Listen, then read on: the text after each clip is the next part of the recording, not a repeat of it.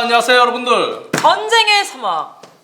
전쟁의 서막이라고 PD님이 제목을. 전쟁이 시작됐네요. 그렇죠? 그렇습니다. 프리미어리그가 뚜껑을 열었습니다. 1라운드가 끝났어요. 그야말로 뚜껑을 열었습니다. 오늘 과연 1라운드를 시작한 지금 상황에서 어떤 팀이 어떤 일이 있었고 어떤 팀은 무엇을 보강해야 되고 또 어떤 팀은 지금 굉장히 잘 나가고 있는지에 대해서 한번 알아보는 시간 갖도록 하겠습니다. 제 옆에는 장지연 해설위원 나와 계십니다. 안녕하세요. 안녕하세요. 오늘 중계 버전이에요? 아니요, 뭐 그냥 해봤습니다. 오, 정빈아 님이 3만 원. 네, 내가 이게 돈까지 말을 안 하는데 너무 또! 놀래서. 정빈이 돈 금액을 너무 많이 얘기를 쓰는데? 야, 김우주주님 감사합니다. 감사합니다. 강원 이게 다 장지현 위원님 팬이시네요.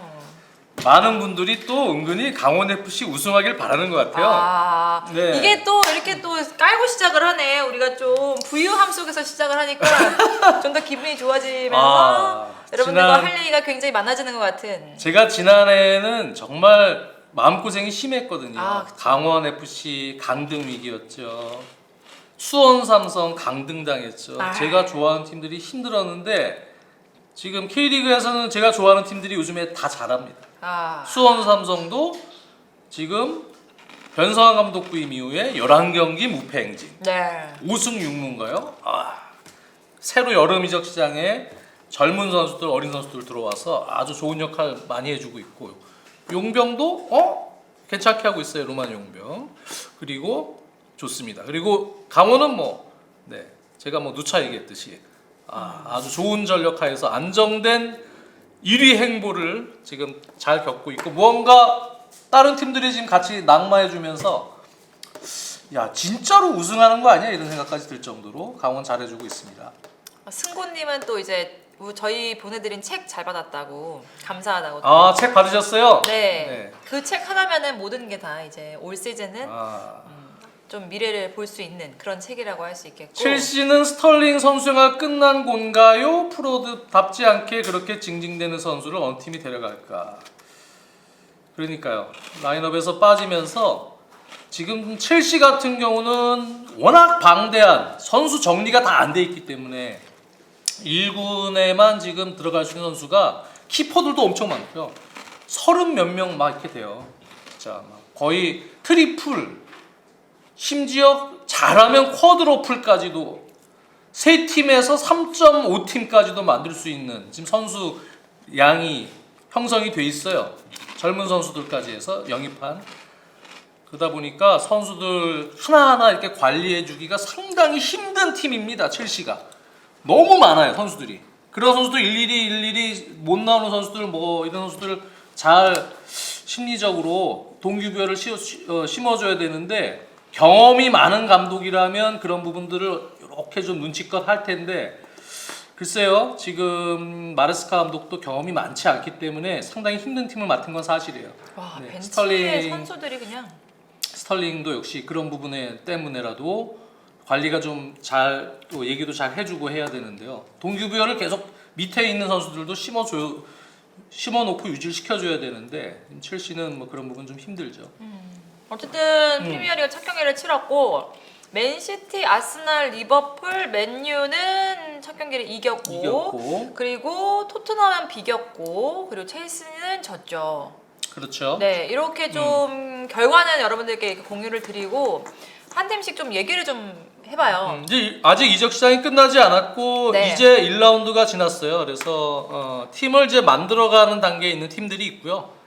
또 기존에 있는 팀을 담금질하는 팀이 있고 감독이 새로 와서 또 기존 팀을 담금질하는 팀이 있고 또 변화가 많은 팀들은 또 정리를 해야 돼요. 예를 들면 로페테기 감독의 웨스트햄 이런 팀들은 또 새로 가세한 선수들이 많기 때문에 영입한 이런 선수들이 한 몇 명은 선발 투입을 시키진 않았지만 필 크룩이나 토디보나 이런 선수들 썸머빌 이런 선수들은 선발 투입을 시키지 않았지만 역시 기도 로드리게스나 다른 영입생들도 투입을 시켜서 새 감독하에서 또 새로 만들어야 되는 그런 류의 팀들도 있고 아예 변화가 없는데 새 감독이 와서 슬롯 감독의 리버풀처럼 새로 또 본인의 전술 철학을 심어줘야 되는 팀이 있고 막 그냥 첼시처럼 정신없는 팀이 있고 뭐 많습니다. 그리고 맨체스터 유나이티드 이런 팀들도 최근에 또 선수가 보강이 되면서 수비 라인이나 뭐 이런 빌드업 체계나 여러 가지 부분에서 조금 더 시간이 필요하고 또 새로 이렇게 좀 만들려고 하는 부분적인 변화가 요구되는 팀들이 있고 여러 유형의 이제 팀들이 1라운드에 섞이다 보니까 사실은 이제 그 팀의 전체적인 올 시즌 흐름을 보려면 이적 시장이 끝나고 한 5, 6, 7 이 정도 이제 가면은 어느 정도 윤곽이 잡히거든요.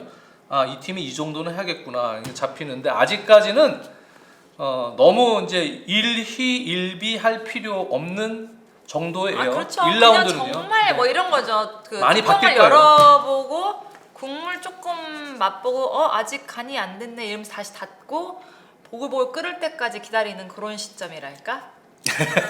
그렇죠. 요리가 그렇게 하는 치면? 팀도 있고 1라운드부터 아유 망쳤어 이러고 냄비 집어 던지고 이런 팬들은 없을 거 아니에요. 그런 건 그렇죠? 없죠. 그런 건 없어요. 그래서 칠지연 형님은 잭슨 선수 보면 어떤 생각이 드시는지 크크 민윤기님이 자꾸 잭슨을 물어보시는데 그 1라운드만 보고 그렇게 판단하기는 힘들고요. 위원님 너무 갑자기 방송이라고 그렇게 1라운드만 보고 판단하기 물론 우리 방송 열기 전까지만 해도 잭슨에 대해서 굉장히 아니 이제 솔직해지세요. 아니 이제 경기만 보면 좀 답답한 부분은 있었어요. 특히 공이 없을 때 움직임이 너무 답답한 아니, 솔직히 이렇게 지금 두세 여러분 장면 희석해서 말씀하시는데 방금 예. 전까지보다 잭슨 걔는 내가 지난 시즌부터 얘기했지만 오프더볼 움직임이 안 돼.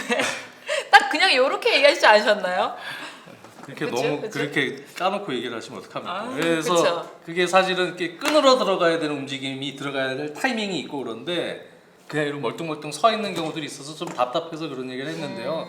근데 잭슨도 또 어떤 날은 잘할 때도 있고요. 네, 그러니까 그 첫 경기는 좀 실망스러운 움직임이었어요. 근데 네, 솔직히 요거는 조금 점수를 너무 깎을 수 없는 게 상대가 또 맨시티였잖아요. 그럼 네.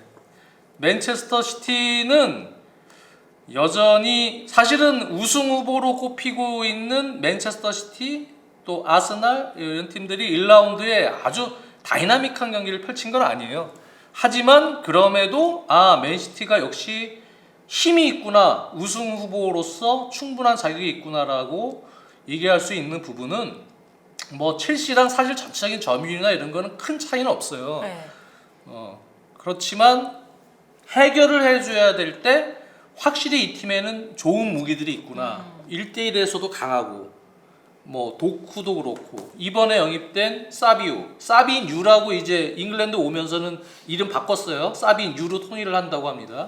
사비뉴도 있고 뭐 필포든도 들어가서 역시 그 역할을 할 수가 있고 필포든 뭐 이선에 해결을 해줄 수 있는 그러한 좋은 윙포워드들 찬스가 나왔을 때 그걸 결정을 이제 할 수 있는 능력이 있느냐 없느냐가 사실은 강팀이냐 아니냐를 그 기준을 정할 때 매우 중요합니다. 거기에 이제 딱 홀란드처럼 또 마무리를 져줘야 될 때 져줄 수 있는 선수가 있느냐.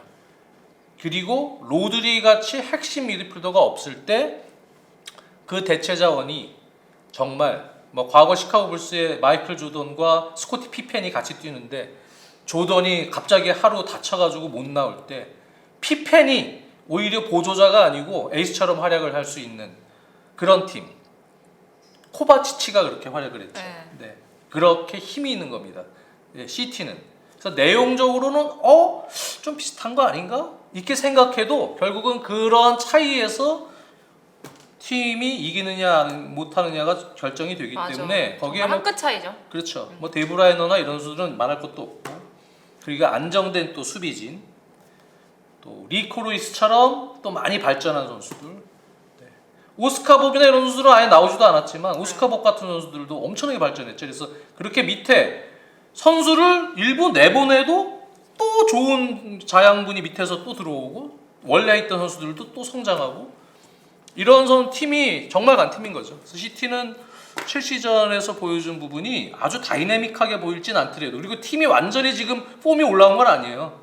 네. 그래도 이 팀이 우승할 수 있겠구나라는 힘을 보여줬어요. 네. 네, 근데 그거는 어쨌든 뭐 부상도 조금 선수들이 있고 부분 얇은 스쿼드도 보이니까 조금 더 영입을 해야 된다면 좀 시티. 네. 시티가 물론 스쿼드 뎁스가 약간 스몰 스쿼드처럼 보이긴 합니다. 하지만 뭐 메카티가 됐든 또는 어린 젊은 선수들도 나오면 다 자기 기량들 좋은 기량들을 발휘하는 선수들이 여전히 많고요. 물론 전체적인 스쿼드의 뎁스 숫자로는 좀 부족하겠지만 여전히 시티는 그래도 장기 레이스를 돌릴 수 있는 힘은 여전히 남아있다. 그렇기 때문에 시티도 여전히 힘이 있고 아스날도 경기 내용이 약간 밋밋해 보이긴 하지만 기존에 닦아놓은 안정된 밸런스가 있고요. 아르테타 감독 하에서 그리고 역시 또 마무리 지을 때 부카요 사카처럼 해줄 수 있는 힘이 있습니다. 네, 윙포드들이 그리고 또 첫 골은 물론 하베르츠가 또 헤딩으로 아주 멋진 골을 넣었지만 그리고 또 결정적일 때 막아줄 수 있는 라야 같은 키퍼가 또 아스날에 지금 새롭게 존재를 하고 있고 그렇기 때문에 아스날도 역시 네. 칼라피오리는 아예 선발로 기용을 안 했잖아요. 네. 그럼에도 아스날도 힘이 있다. 아스날도 조금 더 공격수가 좀 좋은 공격수가 하나 더 오면 하베르츠 좋지 않을까요? 있고 가브리엘 제수가 이제 또 뒤에 있는데 근데 뭐 아스날은 지금 영입 얘기되고 있는 미켈 메리노 같은 유형의 선수가 보강이 되면 그러면 조금 더 공격 지원이 역할 분배가 확실히 이루어지는 하에서 될 수 있겠죠. 그래서 뭐 파티나 디칸 라이스 이런 선수를 같이 쓰는 지금 현재 1라운드였지만 디칸 라이스의 롤을 조금 어정쩡한 박스 투 박스보다는 확실한 홀딩 겸 간헐적 박스 투 박스 플레이어로 쓰고 미켈 메리노 같은 선수 혹시 들어오면 상당히 좋은 밸런스가 되겠죠. 웨데고르와 함께 웨데고르는 플레이메이커처럼 전방위적으로 그 경기를 풀어주는 역할도 하지만 미켈 메리노 같은 선수가 또 가세해주면서 약간 중앙과 왼쪽 메잘라를 왼발로 지원도 해주고 공격적인 패스도 좀 적절히 넣어주고 그런 어떤 전진성에 있어서 또 셋피스에서의 어떤 파괴력에 있어서 또 도움이 될 수 있는 거죠. 근데 뭐 지금 이적 시장이 어떻게 결정이 될지 모르겠어요. 모르니까. 그렇죠? 네, 그래서 어쨌든 그런 팀들이 잘 보강이 본인들 희망대로 또는 본인들 희망의 한 70% 정도까지는 이루어진다면 그러면 뭐 시즌 전에 예상했던 정도의 경쟁력 그 구도로 가지 않을까. 그렇죠. 그렇습니다. 예상했던 경쟁력 구도라고 하시면은 이제 맨시티 아스널의 우승 경쟁을 얘기하시잖아요. 현장에 리버풀까지 봤죠. 리버풀까지. 리버풀 저는 슬롯 감독을 상당히 높게 보기 때문에 어떻게 보셨어요? 1라운드 리버풀? 리버풀 네. 리버풀이 입스위치 타운하고 경기를 했죠. 네. 그래서 에드 시런 유명한 저도 좋아하는 가수인데 에드 시런도 경기장에 와 있더라고요. 네, 입스위치 타운에 거기에 이제 지분 스폰서도 하고 지분도 넣고 그쪽 지역이 고향인 것 같아요. 자기 연고 응원하기 위해서 입스위치 타운을 계속 응원한 것 같고 강원을 응원하는 장면인 저랑 것처럼. 비슷한 거죠. 네. 약간 촉구적이지만 그래도 저의 고향을 응원하듯이 그렇고 맥케나가 예전 맨유 코치였죠. 맥케나가 입스위치를 운영을 시키면서 첼시에서는 이제 허친슨 선수 거기 가서 활약을 하죠. 그 델랍 선수도 있고 뭐 이런 팀이에요. 근데 전반전에는 제가 볼 때는 이제 그 아놀드 선수가 그 슬롯 감독 체제에서는 상당히 중요해요. 빌드업에서 상대를 이제 키퍼나 수비 라인부터 1차 빌드업을 하면서 유인을 한 다음에 상대 숫자를 끌어들여서 2차 그룹에게 전개시켜주고 빠르게 살라를 위시한 조타를 위시한 빠른 공격진에게 전개를 하는 루트기 때문에 빠른 전환으로 거기서 이제 센터백 반다이크나 이런 선수들이 롱킥으로 한 방에 넣을 수도 있지만 확률적으로는 이제 거쳐서 가야 될 때 아놀드가 인버티드하게 들어오면 거기서 좋은 오른발 패스와 킥을 통해서 2차 그룹에서 2선 그룹으로 연결되는 과정에서 중앙과 측면을 넘나드는 한두 번의 패스로 마무리를 줄 수 있는 패턴이 생기거든요. 근데 이제 입스위치 같은 경우는 압박을 시스템을 준비를 한 압박 시스템 들어왔고, 루옹고 같은 선수가 전반에 인버티드한 운영의 아놀드를 잡기 시작했어요. 그러니까 이제 계속 할 수 없이 겉돌 수밖에 없었고 앞으로 못 나가고, 전반전에는 뭐 거의 공격적으로는 무언가 해보질 못하고 그러한 전술적으로 준비된 입스위치 타운에게 좀 고전한 양상이었는데, 그 슬롯 감독이 이걸 보고 후반 가서 좀 바꾸더라고요. 네. 그래서 넓게 루옹고나 이런 선수들도 사이드로 확 끌어올지 못하게 넓은 빌드업 체계, 포백 빌드업 체계로 바꾸고, 흐라벤베르의 어떤 활동량이나 이런 부분들을 활용해서 미드필더들은 나와서 다른 공간으로 잡아줄 수 있게. 그러면 루옹고는 아놀드가 도망가니까 측면으로 저기를 따라갈 수도 없고 중앙에서 잡기도 어정쩡한 공간에서, 그러니까 빌드업 체계가 조금 더 중앙에서 유연해지면서 거기서부터 상대 압박을 푸는 1차 빌드업이 성공이 되고 바로 아놀드에게 공간이 나오고 시야가 확보된 아놀드에게서 좋은 킥이 나오고, 거기다 보니까 살라, 조타로 이어지는 빠른 전환에서 빌드업이 형성이 돼서 골이 나오는 그런 거 보면은, 이제 슬롯 감독은 경기 스타일 자체도 리버풀의 그 앞쪽에 있는 선수들의 성향과 잘 맞아떨어지지만 전술적 유연성, 상황을 보고 판단하는 능력도 상당히 좋다는 것을 저는 느꼈습니다. 그래서 프리시즌에도 느꼈지만 매우 좋은 감독이 리버풀에 왔다.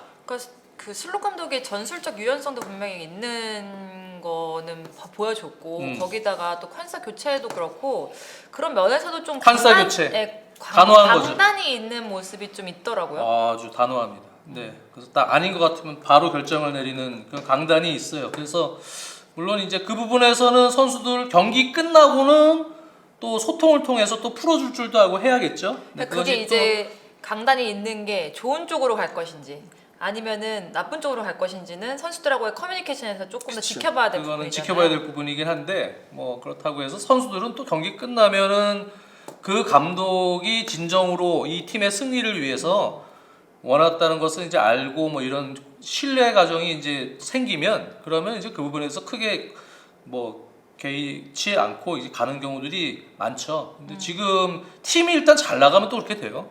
그런데 맞아요.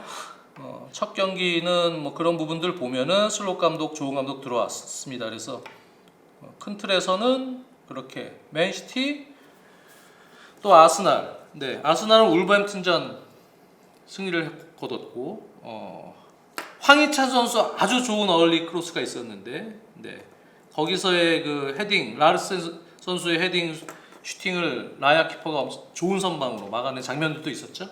그래서 아스날은 승리했고, 리버풀은 입스위치 타운전 승리했고, 시티는 첼시전 승리했고, 맨유는 어떻게 보셨어요? 맨유는 풀럼전 이겼죠. 상당히 이제 힘든 경기를 펼쳤습니다.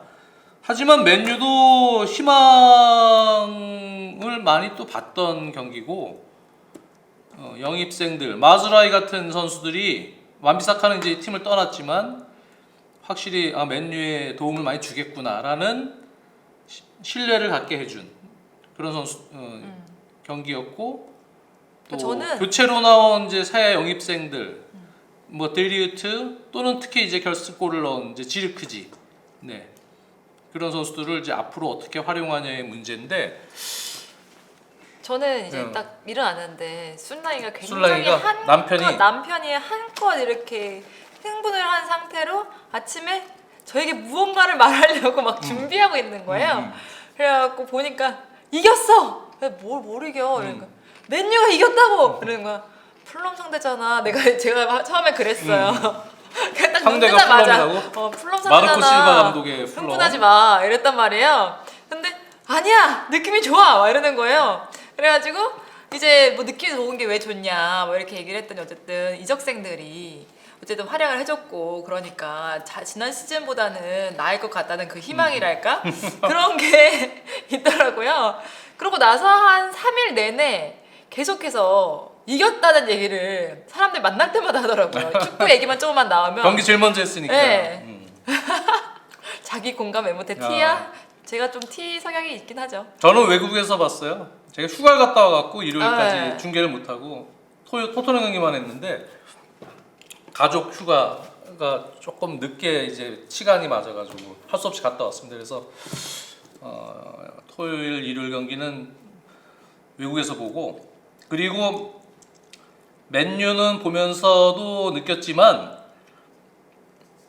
최지연님 제 글도 읽어주세요. 토트넘이 우승하려면 어떻게 해서 토트넘 좀 좀 이따가 이따가 얘기를 다 다 얘기할 거예요. 한번 하죠 뭐. 그러니까 지금은 맨유를 얘기를 하고 있는데 무슨 얘기를 해야 될까요? 맨유는 지르크지 같은 성향은 팬들도 아시다시피 최전방의 스트라이커로 박혀있는 성향은 아니잖아요. 그러니까 빠져서 공격 전환시에 공격형 미드필더 10번 역할을 병행하면서 올라가는 스타일이거든요. 거기서 본인이 또 볼의 간수 능력에 대한 자신감이 있고 돌파에 대한 자신감이 있고 한 선수이기 때문에 지르크지는 그러한 성향입니다. 그래서 과연 이런 선수를 이제 어떻게 활용을 해야 되느냐. 그리고 이제 호일룬이 돌아오면 호일룬 선수를 그냥 쉬게 할 수는 없잖아요. 또 네. 지르크지를 그냥 쉬게 할 수는 없잖아요. 그럼 어떻게 두 선수를 같이 활용을 하든 또 부분적으로 활용하든 어떤 방식이 좋겠냐. 뭐 이런 시행착오도 테나 감독이 아마 할 가능성이 있죠. 그리고 센터백들은 데리우트도 가세하고 리산드로가 다치지 않고 계속 나가면 빌드업 체계는 조금 좋아질 거예요. 네, 그렇게까지 1차 빌드업이 불안했던 시기와 비교하면 상당히 안정적으로 이루어질 가능성이 높고요. 첼시가 산초를 산초가 첼시를 간다고요? 네. 자꾸 아니, 산초 그게 아니라 첼시 얘기를 하시는데. 산초가 가도 첼시는 그런 얘기. 아니 아까 뭐 산초가 링크가 뭐 첼시랑 있다. 근데 그만 진짜요? 좀 데려왔으면 좋겠는데. 공격수 정도만 데려오면 돼요.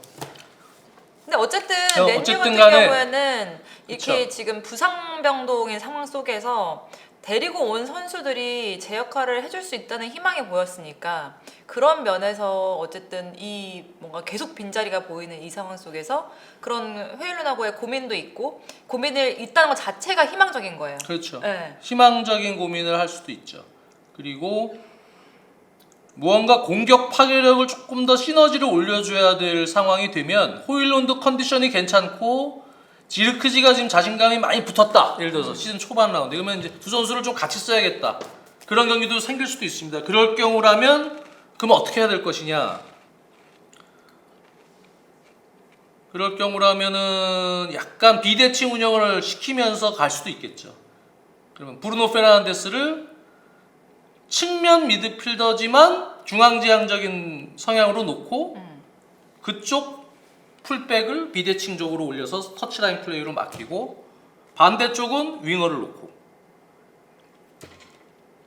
그런 식으로 운영할 수도 있죠. 그렇게 되면 이제 지르크지와 브루노 페르난데스가 실제로 공소유 시에는 더블 공격형 플레이메이커처럼 지원을 해줄 수 있는 성향은 좀 다르지만 그런 식으로 운영을 비대칭적으로 할 수도 있을 겁니다.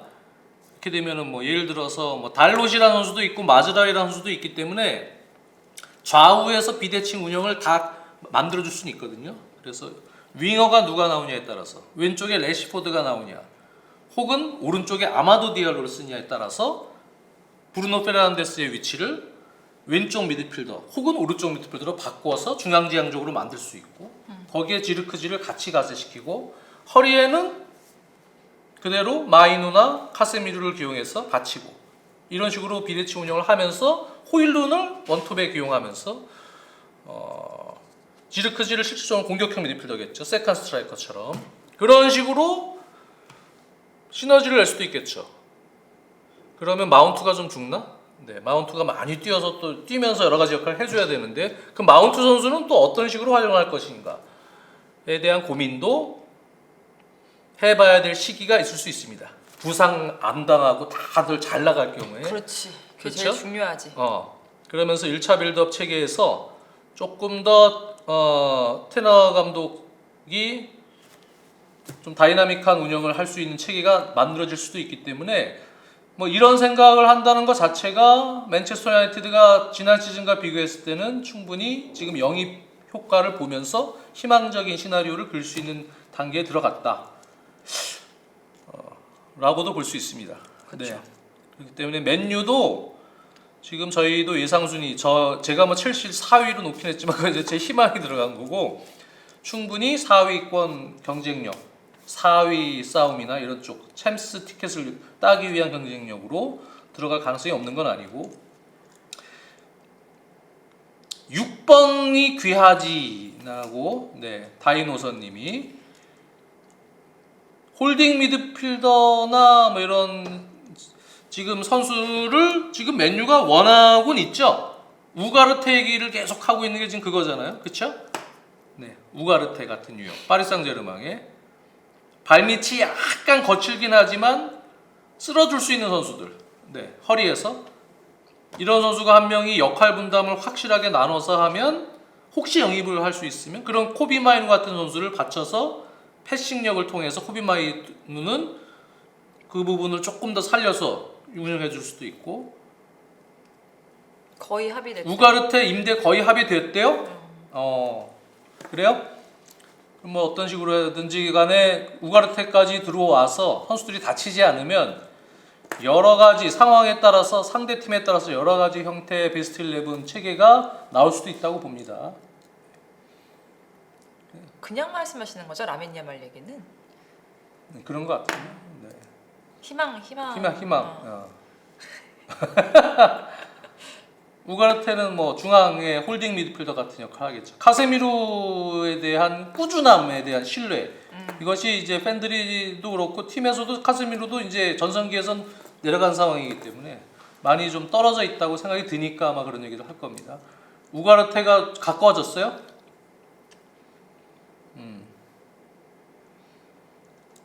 우가르테도 중앙에서 뭐 예를 들면 대표팀에서도 그렇고 벤탄쿠르가 있거나 뭐 이럴 때 같이 이렇게 시너지를 낼 수 있는 조합이 돼야 효과를 보는 성향이거든요. 그렇기 때문에 그런 조합이 잘 역할 분담을 해서 맞춰져야 이게 돌아갈 수 있을 겁니다. 적응이 얼마나 되느냐가 가장 중요하다는 얘기죠. 첼시는 펠릭스 확정됐어요? 다들 그냥 쟤는 첼시 되게 좋아하나 봐. 펠릭스는 런던에 뭐가 있어 지금 보니까 숨겨놓은 여친이 있나? 첼시를 되게 좋아하네. 이제 첼시 할 차례예요. 얘기를 지금 얘기했죠. 맨시티, 리버풀, 맨유, 아스날, 첼시. 맨유를 얘기를 했고 그 다음에 경기가 이제 리버풀 제가 순서대로 이렇게 메모를 했던 살짝 메모를 했던 그 상황이 경기들을 보면 리버풀 입시스타운 경기 이루어졌고 그 다음에 이제 브라이튼이 에버튼 원정 갔습니다. 네. 벨지언님 나한테 넘어졌다고. 펠릭스 덜덜. 펠릭스 왔고 오시면 임대하면 리그 우승이다. 네. 주앙 펠릭스가 첼시에 임대돼서 활약을 할 때는 뭐 그렇게까지 큰 기대를 갖고 사실 바라보고 한 건 아니었잖아요, 그렇죠? 그 정도 선에서 그냥 했어요. 근데 뭐 위원님이 하신 것처럼 그 정도 선에서 했어요. 그렇게 저는 개인적으로는 그렇게 원하는 영입이 아니고 어찌됐든. 뭐 루카쿠를 가지고 딜을 하든 오시멘 같은 선수가 지금 들어와야 된다. 오시멘 많이 기다리시죠? 그런 선수라도 와야지. 그래서 첼시는 지금 수비진하고 싸워줄 수 있는 공격수가 필요해요. 제대로 같이 그냥. 부딪히면서 돌파도 하고 싸워주고 또 거기서 득점도 해주고 오프터볼 움직임도 사이드로 뭐 돌아서 가져가든 뭐 뒷공간을 가든 어쨌든 그런 움직임도 수비진하고 잘 싸워주는 노하우를 가진 선수. 네. 이런 선수가 필요해요. 그래야 이선이 살아요. 네. 이선에 은쿤쿠도 그래야 살고 파머도 삽니다. 그래야. 네. 그렇기 때문에 그런 선수가 필요한데 잭슨은 제가 보면은 경험이 좀 그런 부분에서 많이 필요하고요. 마르크 기우나 이런 어린 선수들은 여전히 아직은 경험이 필요하고 오시멘이 아주 월드 클래스 최상위 공격수라고 보기에는 부족한 부분도 있긴 하지만 그래도 이런 성향의 선수가 첼시에 있는 게 현재로서는 매우 공격 파괴력을 높이는 데 도움을 줄 수가 있습니다. 네. 그래야 이제 그런 선수들 싸우는 상황에서 다른 쪽 선수들에게 뭐 왼쪽에 네투에게 찬스가 오던 또 뒤에 은쿵쿠에게 찬스가 오던 콜 파머에게 찬스가 오던 어쨌든 그런 상황이 돼야 돼요. 그래서 뭐 약간 과거로 치면은 뭐 오시맨이 드록바 유형 아니에요 이렇게 얘기하시는 분들도 있을 텐데 어쨌든 그런 선수가 있어야 됩니다. 지금 있는 선수들이 첼시가 원하는 그 야망 목표점에 들어가기에는 사실은 퀄리티가 조금 떨어집니다. 전체적인 공격수 떨어지기 때문에 이제 조금 더 그걸 올려줄 수 있어야 되고요. 벤치에 진짜 선수들 많더라고요. 첼시? 네. 첼시가 제가 심심해서 그 낙서해놓고 이렇게 적어놓은 이거 찍어놓은 것도 있어. 첼시 그 스쿼드 뎁스라고. 와. 엄청 많지. 봐봐 이게 아마 그 갤러거 확정되기 전에 뭐 이렇게 한 건데 진짜 심하다. 이게 1군에 지금 남아 있는 선수들인 거예요. 여러분들 이거 엄청 많아요. 4군, 5군까지. 공격수만 해도 5군 잭슨, 있네, 5군. 기유, 다비드 아트로 포파나, 브로야, 와싱턴, 루카쿠, 오른쪽 윙어, 파머, 마두에케, 가브리엘, 공격형 미드필더, 뉴스베리올, 추커메카, 캘리먼, 안조린, 타우리아니안, 왼쪽 윙어, 은쿵쿠, 네투, 스털링, 무드릭, 중앙 미드필더 카이세도, 라비아, 엔소 페르난데스, 갤러거, 카사데이, 마토스, 베이가 엄청 많죠. 센터백 코릴, 바디아실, 험프리스, 웨슬리 포파나, 디사시, 토신, 찰로바. 오른쪽 귀스토, 제임스, 아쳔퐁. 왼쪽 쿠클레야, 취렐. 지금 남아있는 선수들이에요. 키퍼 엄청 많아요. 산체스, 요르겐센, 베이트넬리, 페트로비치, 빌스트롬, 케파까지 해서 몇 명입니까 지금? 아니 토드볼리가 또 사지는 않겠죠? 토드볼리가 또 사지는 않겠죠? 근데 이제 이거 오시면 사야 되잖아. 정리를 이제 어느 정도 했는데 이제 아직 남은 이적 시간 또 정리를 해야 돼요. 다 팔고 정리를 이제 이제 다 오시면 사야 하고 되는데. 하기 때문에 지금 여러분들이 뭐 지금 40명이에요 이렇게 써놔서 제가 읽어드린 거예요. 제가 그만큼 첼시는 지금 방대한 스쿼드에 대한 조정 정리들이 필요하고요. 거기서 뭐 그 위성 구단이라고 하긴 뭐하지만 멀티 클럽을 지금 운영하고 있기 때문에 스트라스부르나 이런 쪽으로 잘 또 활용을 같이 또 하는 선수들도 있어야 되고요. 그런 상황입니다. 네. 그 상황에서 첼시 같은 경우는 첼시 얘기를 먼저 하면 시티전을 치렀는데 제 생각은 그래요. 마레스카 감독이 이제 여러 시행착오를 겪을 거고 그리고 이제 베스트 11에 대한 체계도 지난번에 제가 말씀드렸지만 확고한 베스트 11이 나오기가 좀 힘든 구조다. 현재 첼시의 선수들의 전체적인 구조가. 그래서 부분적으로 계속 시행착오를 겪는 부분적 변화가 이루어질 것이다. 네. 그래서 예를 들면 첫 경기 1라운드에는 지금 중앙 미드필더 3명을 다 썼어요. 엔소를 갖다가 공격 형 미드필더로 올리면서 다 썼단 말이에요. 라비아, 카이세도 다 썼단 말이에요. 근데 라비아가 지금 되게 잘했어요, 사실. 첫 경기에. 원래 그런 선수인 것으로 알고 있었지만 첫 경기 실전이었기 때문에 조금 긴장하지 않을까 싶었는데 아주 빌드업 상황에서 볼 간수해서 볼을 안 뺏기고 바로 전진할 수 있는 개인 어떤 소유 능력 또 퍼스트 터치 능력, 패싱 능력을 보여줬습니다. 네. 그래서 라비아 같은 선수가 있고 엔소도 있고 카이세도도 있는데 중앙 미드필더 3명을 다 놓게 되면 공격 지원이 지공 상황에서는 조금 힘들어질 수 있어요. 이 선수 왜 그런가 하면 이 세 선수가 전부 다 중앙 미드필더예요. 중앙 미드필더. 메짤라가 아닙니다. 네, 사실상 중앙 미드필더 성향이기 때문에 공격을 중앙과 측면으로 지원을 해주면서 들어가는 스타일들이 아니에요. 사실상. 그래서 중앙 미드필더는 현실적으로는 2명 정도 놓으면 될 것 같다. 2명. 네. 그렇게 생각이 들어요. 2명을 놓고 결국은 이 세 명 중에 어떤 두 명이 이제 들어갈지는 모르겠어요. 라비아와 엔수가 먼저 들어가는 경기가 있을 것이고, 엔수와 카이세도가 들어가는 경기가 있을 것이고, 라비아와 또 카이세도가 들어가는 경기가 있을 것이고, 세 명을 동시에 넣을 수도 있는 경기도 생길 수는 있죠. 1라운드처럼. 그렇지만 저는 개인적으로는 세 명을 다 놓는 거는 조금 비효율적이다. 두 명이 받치는 형태가 돼야 첼시의 중앙 미드필더를 살림과 동시에 공격 진영에서 은쿤쿠 같은 선수를 조금 더, 은쿤쿠가 과거에는 더 어릴 때는 멀티적인 역할을 많이 했거든요. 허리라인까지. 그런 선수들을 조금 더 공격형 미드필더처럼 활용하면서 스트라이커 역할까지 맡기고, 그리고 뭐 네투가 선발이 됐던 왼쪽은 여러 유형들이 있으니까 또 조코로 무드릭 같은 선수가 될 수도 있고, 오른쪽에 콜 파머 같은 선수를 중앙지향적인 공격형 플레이메이커 겸 공격 지원을 해줄 수 있는 선수로 만들고, 그 다음에 비대칭 운영을 또 시키는 거죠. 그래서 뭐 인버티드한 운영 또 비대칭 운영 이런 것을 병행하는 구조로 연습을 프리시즌에 했고요.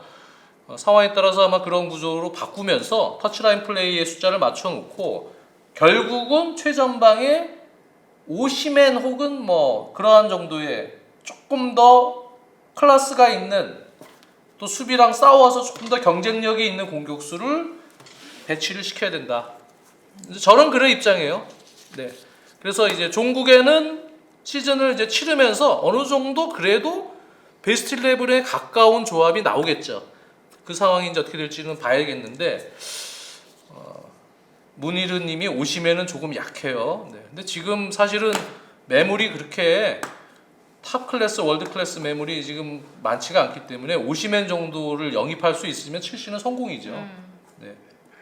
근데 이제 우리가 이 전에도 말을 했지만 이 많은 선수들을 어떻게 관리하느냐, 그러니까 필드 위에서가 아니라 이 이후에 뒤에서 락커에서도 어떻게 관리를 하느냐가 감독의 중요하죠. 과제잖아요. 네. 그렇기 때문에 첫 경기도 토드 볼리가 경기 끝나기 전에 2대0 나갔어. 됐다고 나가버리는데 네. 그러면 안 되는 거예요. 네. 구단주부터 그 팀에 대한 어떤 경기 끝나고도 첫 경기니까 괜찮고 뭐 이런 걸 해야지. 그러니까 다 TV 잡히는 거 알면서 이렇게 나가면 안 됩니다. 네. 경기 끝나기 전에. 나간 건 사러 나간 거 아닐까요? 무언가 또 선수를 보러. 그렇겠지. 네. 마음에 안 드니까. 펠릭스 계약했다 그러고 나갔나? 어쨌든 간에 지금 첼시의 운영은 장기 계약을 시켜놓고 많은 유망주들과 그 선수들을 방대하게 지금 관리를 하고 사놓은 상황인데, 뭐 이게 지금 1, 2년 사이에 시행착오를 많이 겪고 또 좋은 보도진들이 와서 무언가 제가 좀 속된 말로는 좀 거친 표현으로는 미국 구단주들이 컨소시엄에 와서 싸놓은 똥을 지금 전문가 그룹이 와서 막 치우느라고 정신이 없다는 얘기까지도 했었는데요. 네, 그 정도에서 정리가 되는 단계가 빨리 와야 되고요. 그 상황에서 마레스카 감독이 장기적으로 팀을 빠른 시간 안에 정착화시키는 게 중요한 거예요. 전술적으로. 그런 과정이 필요합니다. 네, 그래서 시행착오를 어느 정도 빨리 줄이느냐가 이제 관건이라고 누차 얘기했습니다. 첼시는 그게 빨리 줄여지면 그러면 의외의 어떤 성과와 경기력, 결과를 낼 수도 있습니다. 네. 왜? 좋은 선수들이거든요. 얼마나 좋은 선수들입니까? 후보에 있는 선수들, 주전으로 나오는 선수들 다 좋은 선수들이에요. 첼시에 있는 선수들이 젊고, 네. 이런 선수들을 잘 보리도 꿰어야 서말이라고 잘 꿰서 이제 안정적인 순항으로 이제 갈 수 있는 토대가 이제 이루어져야죠. 그러니까 위원님이 이제 이번 시즌에 첼시를 우스갯소리로 희망적으로 굉장히 많이 말씀하시잖아요. 근데 거기엔 사실 어떻게 보면은 이제 잘 이루어진다면 희망의 근거가 분명히 있긴 한 거잖아요. 그럼요. 희망이 있죠. 네. 백업전, 자원이 체인저님도 많으니까. 무드릭, 스털링, 마두에키는 어떻게 되는 거예요? 라고 묻는데 다 팀에 도움을 줄 수 있고 언제든지 주전이 될 수 있어요. 주전이 이제 확실히 정해진 게 아니기 때문에 마두에케가 오른쪽 윙어로 주전으로 훨씬 많은 경기를 소화할 수도 있고요. 이 선수들의 네. 조합의 최적의 조합을 찾는다면 엄청난 시너지 효과가 날 수 있는 상황이기 때문에 맞습니다. 감독의 그 역량에 따라 달린 것 같아요. 그래서 아직은 이제 판단하기엔 좀 이른 단계고요. 너무 일희일비할 이유도 없고요. 첫 경기가 또 맨시티전이었고요. 그렇기 때문에 거기서 이제 나왔던 희망적인 부분도 있고요. 네. 또 좋은 활약을 했던 선수들도 있고. 그렇기 때문에 이걸 지켜봐야 되는 단계고, 이제 무엇보다도 이제 다치면 안 되고요. 다른 팀들 얘기를 잠깐 해보면 브라이튼은 에버튼 원정, 션다이시 감독의 에버튼을 3대0으로 완파했는데 이 감독이 93년생 파비안 휘르젤러 감독, 정말 젊은 감독이죠. 근데 팀 색깔이 괜찮더라고요. 네. 공격 시에는 미토마하고 감비아 국적의 민테라는 선수가 있어요. 네. 페이노르트에서 10골을 넣었던 민테 선수를 배치를 하고 공격진에 주앙 페드로와 웰백 이런 선수들로 하여금 상당히 어떻게 보면 조금 넓은 영역에서의 포지셔닝 플레이를 통해서 빠른 전환을 추구하는 이런 운영에서 좋은 어떤 공격 루트가 나오고 있고 밀러보다 감독이 많이 어립니다. 밀러보다 7살 어립니다. 감독이 93년생이기 때문에 밀러가 86년생이니까 93년생이면 제임스 밀러가 중앙 미드필더거든요. 이 팀에 30살. 프리미어 리그에서만 23시즌째 뛰고 있죠. 제임스 밀러. 네. 그게 아마 프리미어 리그에서는 기록일 거예요. 어쨌든 제임스 밀러보다 많이 어립니다. 네. 이 감독도 눈여겨볼 감독이다. 네. 브라이튼. 발준호님 그런 말씀 하지 마세요. 왜요? 이거 메시지 삭제 이런 거 못 하나요? 뭐라 그랬는데요? 아니 더 이상 얘기 안 할게요. 아, 근데 아이유랑 93년생이면 위원님! 정순주 아나운서님 굳이 읽으셔야 돼요? 거기까지 읽었어. 네. 아니 근데 아이유랑 동갑이네 그러고 보니까. 아 그래요? 손흥민 선수보다 어린 거죠. 네. 그러니까 근데 사실 손흥민 되게 선수보다 어리다고 한 살 생각할 어린 수 거예요. 있지만 감독이. 또 아이유님도 그렇고 정말 그 나이에도 60살 먹은 분들보다 굉장히 엽떡이 많으신 분들도 많으니까. 그럼요. 나이가 뭐 중요합니까? 능력이 중요하지. 네, 나이는 중요한 게 아니에요. 능력이 좋으면 됩니다. 장크트 파울리 감독하다가 독일 연령별 대표팀 코치를 하다가 어린 나이부터 장크트 파울리 감독하다가 거기서부터 인상적인 경기력을 브라이튼 보드진이 보고 과감하게 영입을 해서 첫 경기 완승을 거뒀어요. 부버즈님도 엄청 칭찬하던 감독이네. 그렇군요. 김현민 기자도 엄청 칭찬하는 감독. 뉴캐슬은 뭐 사실은 다른 팀들에 비해서 보강이 상당히 정체되어 있는 그런 팀이기 때문에 팀 전력도 다른 팀들은 조금 살을 붙여서 또 보강을 해서 좀 개선을 하려는 노력이 있는데 좀 정체되어 있는 느낌을 받긴 받았어요. 그래서 뉴캐슬, 에디하우 감독의 뉴캐슬 올 시즌 쉽진 않겠다. 이 경기도 사우스햄튼전 파비앙 쉐어가 그 소튼의 브레르톤이라는 선수 아시죠? 그 선수가 신경전을 이렇게 펼치는데 낚여가지고 같이 이마대고 이러다가 네. 퇴장을 당했어요. 퇴장을 저게 줄 정도인가 같이 이렇게 한 건데 라는 느낌도 있었는데 어쨌든 퇴장을 줬어요. 그래갖고 경기 어렵게 버티다가 그래도 골을 넣습니다. 하면 부족한데도. 네. 수비진들이 막 그냥 몸으로 때우고 또 닉 포프가 선방하고 그러면서 잘 뉴캐슬은 그래도 버텼고 네. 오히려 뉴캐슬이 그 상대 실책 잘 이용해서 조엘링턴 선수 결승골이 있었어요. 그래서 이기긴 이겼는데 뉴캐슬도 쉽지 않은 시즌이 될 것 같다. 지난 시즌보다도 그런 느낌을 받았습니다. 그리고 재밌었던 게임이 하나 있었죠. 웨스트햄 로페테기 감독이 새로 지휘봉을 잡은 웨스트햄인데 에메리 감독의 아스톤 빌라. 네, 올 시즌 이제 다코스군으로 불리는 두 팀이 첫 경기부터 만났습니다. 근데 확실히 이제 물론 첫 골은 새로 영입한 빌라의 장신 중앙 인필더 오나나 선수가 헤딩으로 골을 넣으면서 빌라가 기선을 잡았고 결국은 빌라가 2대1로 이겼어요. 근데 이제 웨스트햄 입장에서 보면 새로 영입한 선수 필크룩, 서머빌, 뭐 토디보, 뭐 심지어는 완비사카 이런 선수들 선발로 기용하지 않았습니다.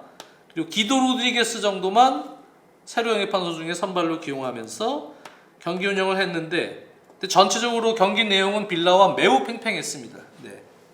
뭐 어디가 우위였다라고 볼 수 없을 정도로. 그래서 아마도 필크룩, 안토니오 대신 필크룩 들어가고 뭐 조금씩 그 수비 라인에도 뭐 토디보가 가세면서 좀 변화를 주고 해서 보강이 조금 더 된 전력이 되면 거기에 로페테기 감독이 아직은 시작이기 때문에 팀을 완성시키지 못했어요.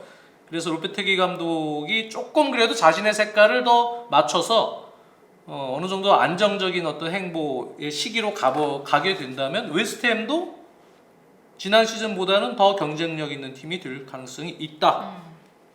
그렇게 보여지고 아스톤 빌라는 뭐 지난번에도 얘기했지만 스쿼드 유럽 대항전 챔피언스리그 때문에 스쿼드 뎁스를 좀 강화하는 어떤 이제 시즌이 되고 있는데 기존의 올리 워킨스, 맥긴, 뭐 베일리 뭐 이런 선수들이죠. 네, 그런 선수들 외에 모건 로저스 마찬가지입니다. 외에 오히려 결승골은 교체 자원들의 어떤 시너지로 냈습니다.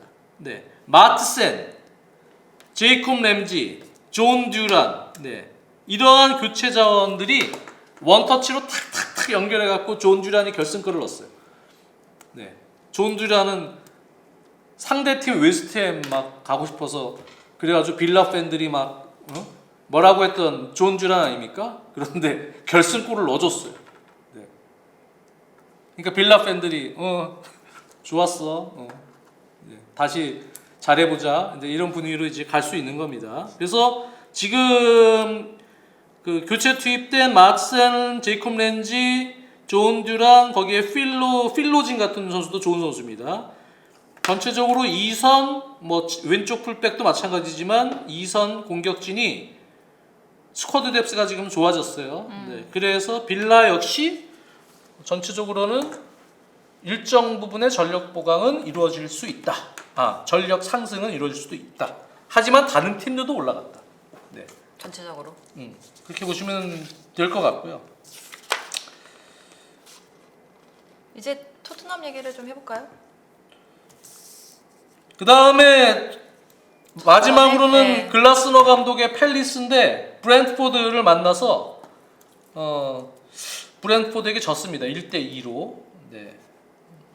물론 이제 그 경기에서는 조금 에피소드도 있었는데 에제 선수의 엄청난 프리킥골, 장거리 프리킥골이에요. 잠깐 사이드에서 과거에 크리스티아노 호날두가 챔피언스리그 준결승에서 넣었던 그 정도 엄청난 거리에서의 그 원더골이 슈팅하고 골 들어가기 전에 주심이 수비진하고 싸우는 거 넘어지는 거를 휘슬을 먼저 불어버리는 바람에 VR을 적용을 못했어요. 네, 그게 반칙 정도로 될 상황은 아니었기 때문에 그래서 그 골이 인정을 안 되는 뭐 그런 약간의 이제 팰리스 입장에서는 좀 경기 운이 따르지 않는 부분도 있었습니다만 어쨌든 그럼에도 전적으로는 브랜트포드 토마스 프랭클 감독의 이 브랜트포드가 조직력이 상당히 더 좋아진 것 같았어요. 1라운드 보면. 그래서 이 브랜트포드도 약간 다크호스군이 될 수 있다. 조직력 매우 좋습니다. 공격 그 전개에서 공격 진영까지 가는 어떤 그 조직력이 지난 시즌보다 더 무르익은 느낌을 받았기 때문에 브랜트포드도 무시 못할 팀이다. 그리고 글라스너의 크리스탈 팰리스는 이 경기는 지긴 했지만 역시 다크호스다. 네. 경기 내용적인 부분에선 유리님 감사합니다. 토트넘 얘기할 때 이거 말씀해 드릴게요. 토트넘 경기는 제가 오늘 새벽에 중계를 했는데 여러분도 혹시 중계 들으신 분들은 아시겠지만 그 레스터 시티의 스티브 쿠퍼 감독이 전반전에는 약간 게임 플랜을 전략적으로 에너지를 좀 비축을 하는 운영을 했어요. 그게 아마 프리시즌을 통해서 선수들의 전체적인 피지컬 상태나 에너지를 보고 판단할 수도 있는데요.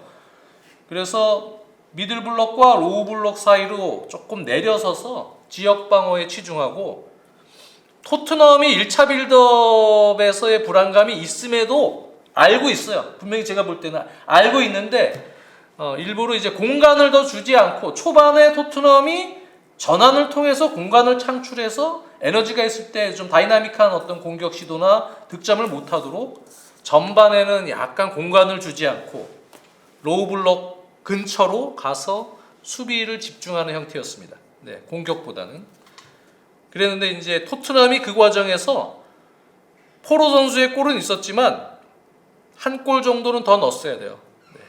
그래야 사실은 레스터시티의 계획이 이제 허물어지는 건데 한 골 정도의 실점은 레스터시티 시나리오 안에 들어갔을 거예요.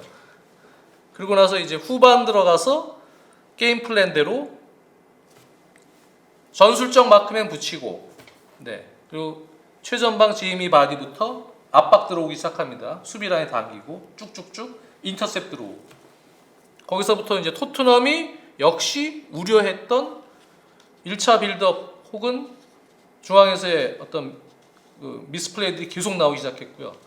레스터시티가 이제 오히려 후반을 주도권을 잡고 경기를 운영을 하면서 결국은 이제 1대1 동점골까지 이제 들어간 상황인데,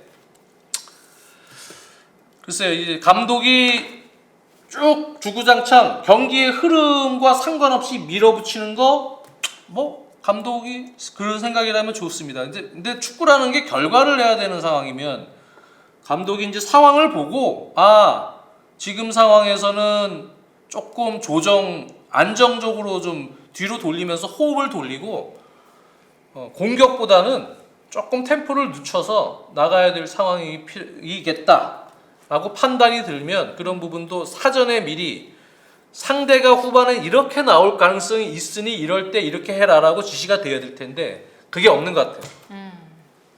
그냥 하던 거 쭉 해. 이거 하니까 결국 그런 상황이 됐을 때 선수들이 당황하고, 이거는 뭐 사실 저도 일반 축구팬의 한 사람이지만 저 같았어도 라커룸에서 후반에는 이 팀이 이렇게 안 나올 거야, 내려서지 않을까, 분명히 압박 들어온다, 너희들은 거기에서 지금 한 골 앞서 있기 때문에 당황하지 말고 오히려 그럴 때 끌어들여라, 뒤로 빼서 약간 경기 템포를 유지하게 가고 롱볼도 때려놓고 라인을 끌고 오니까, 그러면서 세컨볼에서 다시 또 무언가 분위기를 찾아오더라도 그런 식으로 안정적으로 가는 시간을 벌어서 그 시간을 너네들이 지킬 수 있어야 된다, 이렇게 미리 멘트를 던져 놓을 수 있어요. 물론 그렇게 안 나올 수도 있어. 근데 그렇게 나온다면 이렇게 대처를 해라, 이렇게 어느 정도 얘기를 할 텐데, 근데 그러질 못한 것 같아요. 그러다 보니까 계속 전반처럼 그냥 나올 줄 알고 했는데 웬걸 완전히 후반전에는 컨셉이 바뀌어서 들어오니까 토트넘이 당황했고 거기서부터 이제 문제를 많이 일으켰습니다. 그래서 그렇게 그 라커룸에서 그러지 못한 걸까요? 안 한 걸까요? 그래서 글쎄요, 왜 그러는 걸까요? 위기 의식을 감독이 이제 느껴야 될 시기가, 프리시즌은 사실은 크게 위기 의식을 느끼진 않겠죠. 크게. 근데 실전에서 이게 계속 승점 드랍이 되고 문제가 생기면 이제 위기의식을 느끼면 이제 그때 바꾸는 감독들이 꽤 많습니다. 조금의 변화를 주는 거죠. 근데 아마도 그럴 가능성이, 솔직히 그냥 이 감독은 고집이 너무 세서 그냥 갈 거야, 이렇게 보시는 분들이 대다수겠지만, 지난 시즌을 비교해 보면 부분적으로 문제가 생겨서 위기가 생길 때 약간의 컨셉을 바꾼 경기들이 중간중간에 이제 생기면서 이루어졌거든요. 그래서 아마 그렇게 중간에 경기 게임 플랜들을 조정을 약간 할 수도 있습니다. 근데 좀 그렇잖아요. 그 사람이라는 게 위원님도 그렇지만 어쨌든 기본적으로 바꿔야 된다, 안 바꿔야 된다, 이런 것도 있고, 그리고 본인의 미래도 지금 흔들리고 있잖아요. 흔들리고 있고, 어쨌든 결과를 내야 되는 이 상황 속에서 조금 꾸준히 이렇게 밀고 나가는 거는 감독의 능력의 부족인 건지 아니면 고집이 센 건지, 철학이, 본인 신뢰가 이제 강한 거죠. 자기에 대한 신뢰가 강해서 신뢰가 있으니까 이렇게, 근데 그게 신뢰가 이제 본인 스스로 꺾이면, 근데 그게 꺾일 만하잖아요. 그런 문제가 생기죠. 이 전까지 꺾일 만한 상황들이 좀 많았잖아요. 그런데도 아직은 믿는다. 이제 한 경기 했으니까. 올 시즌? 네. 지난 시즌에도 이제 중간중간에 변화를 약간씩 줬는데 올 시즌도 일단은 본인 철학대로 들어가고, 또 본인이 이제 한 시즌 정도 치렀고 선수들도 전술적으로 본인의 철학에 대해서 일종의 이제 플랜 A라고 본다면 그 철학, 그 플랜 A에 대해서는 많이 익숙해진 단계다. 조금 더 자신감 있게 할 수 있어 너희들, 이렇게 이제 나가는 시간을 어느 정도는 갔겠죠. 근데 그게 안 되고 오히려 근데 문제가 지금 뭐냐면 상대가 너무 읽고 들어오거든요. 그쵸. 이제는 다 읽혔죠. 토트넘이 어떻게 할지를 너무 읽고 들어오기 맞아. 때문에 어떻게 움직이고 어떻게 동선을 갖고 이런 것들이 이제 너무 뻔한 패턴으로 오기 때문에 중간중간에 부분적 변화를 줘야 된다는 얘기예요. 네. 펩 가르디올라 감독을 비롯해서 다른 그 강팀의 감독들도 똑같이는 안 들어와요. 매 경기 부분적으로 변화를 준다는 얘기죠. 그러면서 상대가 준비한 게임 플랜을 흔들어 놓는다는 얘기예요. 그래서 그런 것들이 부분적으로는 필요하다. 그런 거죠. 근데 물론 이제 하나만 가지고도 그게 완성돼서 완전히 숙성된 그냥 그 단계에 접어들면 그냥 그걸 밀고 와도 되는 팀이 있어요. 네. 근데 그 정도는 아니고 그렇죠. 또 수비진의 전체적인 퀄리티나 또 턴오버가 없는 그런 완벽한 경기 운영을 하는 선수들이 아니기 때문에 결국은 이제 여러 가지로 문제가 될 수 있다. 근데 그 부분은 좀 지켜봐야 될 것 같습니다. 지켜봅시다 한번. 네. 지켜봐도 뻔하다고요? 여기 안에서의 손흥민 선수의 몸 상태는 어떻게 보셨어요?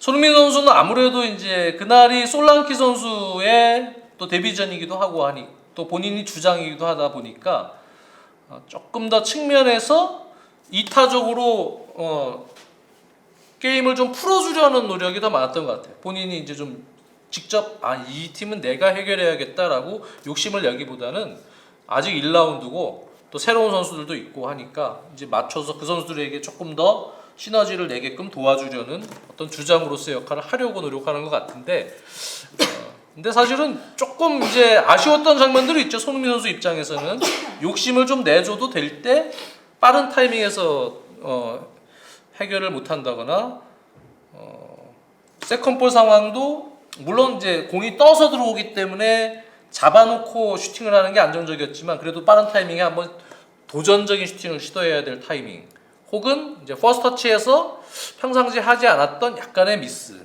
뭐 이런 것들이 나오면서 문제가 좀 됐던 또 경기였는데요. 네, 어쨌든 근데 솔랑키 선수도 완벽하지는 않지만 조금씩 그 전술적으로 녹아들려는 움직임들이 긍정적으로 나온 장면들이 있었어요. 네, 허리로 내려와서 본인이 잡고 본인이 원래 그 선수가 드리블 돌파도 잘하고 하기 때문에 본인이 좀 나와서 잡고 들어가서 사이드로 전개해 준 다음에 찬스를 잡는다거나 하는 이런 문제들인데 결국은 이제 솔랑키 같은 유형도 사이드 쪽에서 지원이 아주 세밀하게 이루어져서 들어올 때 골을 더 잘 넣을 수가 있어요. 그래서 결국은 그날도 이제 하프 스페이스 또 측면 너무 컷백 거기서 이제 마무리 사이드에서 패스를 통해서 마무리 주려고 하는 노력도 있지만 전체적으로는 그쪽 하프 스페이스나 이쪽에서 다른 선수들이 직접 슈팅 기회를 갖는 찬스도 많이 만들어내야 됩니다. 무조건 중앙이나 이런 크로스를 통해서 주려고 하지 말고 대각선에서 바로바로 찬스들을 그냥 마무리할 수 있는 과감성도 필요한 거예요. 그래서 박스에서 너무 만들려고 하지 말고 조금 더 거칠더라도 거기서 좀 파괴력 있는 그런 모습을 공격적으로 보여줄 필요가 있는 현재 상황태라고 저는 보여집니다. 네.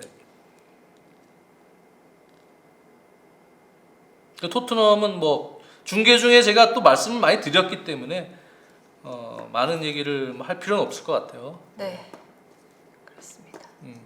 벌써 1시간이 지났어요. 1시간 됐어요? 네, 굉장히 빨리 딱 지나갔네요. 1시간. 네. 전체적으로 지금 살펴보지 않은 경기는 거의 없죠. 네, 네. 맞아요. 오도베르 선수 괜찮은 선수예요. 네. 지난 시즌에도 저도 어린 선수지만 상당히 이 선수 재능이 있다 생각을 했는데 오도베르 선수는 괜찮은 선수 영입을 했습니다. 그 새로 영입한 어린 선수들은 다 좋아요. 네, 루카스 베리발, 아치 그레이 이런 선수들은 젊은 선수들이지만 글쎄요, 이 선수들이 생각보다는 상당히 자신감 있게 경기를 잘했다고 저는 생각이 듭니다. 그래서 토트넘도 희망이 없는 건 아니고 경기를 치르면서 또 어떤 그 흐름을 또 좋게 끌고 갈 수 있는 흐름이 분명히 생길 수 있다고 봅니다. 유리님 감사합니다. 유리님 감사합니다. 그럼 이제 마무리 지을까요? 네, 오늘은 이제 1라운드 끝났으니까 러프하게 이 정도로 얘기를 하고 이제 본격적으로 문제가 되거나 정말 아주 잘하고 있는 팀들이나 이런 것 하나 딱 잡아가지고 특정해서 또 할 수 있는 시간들을 앞으로 이제 가져야겠죠. 근데 1라운드 이렇게 보여주고 2라운드에서 전혀 다른 모습을 보여주는 팀들도 있기 때문에 퍼거슨님 퍼거슨님 감사합니다. 오늘도 감사합니다. 올 시즌도 타도 시티 맨유 팬이시니까 네. 맨유의 챔스를 염원해 봅니다가 마지막이 지금 하고 싶은 말이었다. 맨유 챔스를 염원해 봅니다고 한국의 퍼거슨님이 임정빈님 뭐 한국의 퍼거슨님 이렇게 항상 많이 매번 도움을 주시는 분들이죠. 네, 감사합니다. 감사합니다. 어쨌든 첫 경기만 했을 뿐이니까 이후에 두 번째 경기는 또 어떻게 될지 기대를 해보면서 이제 인사드리도록 하겠습니다. 안녕히 계세요.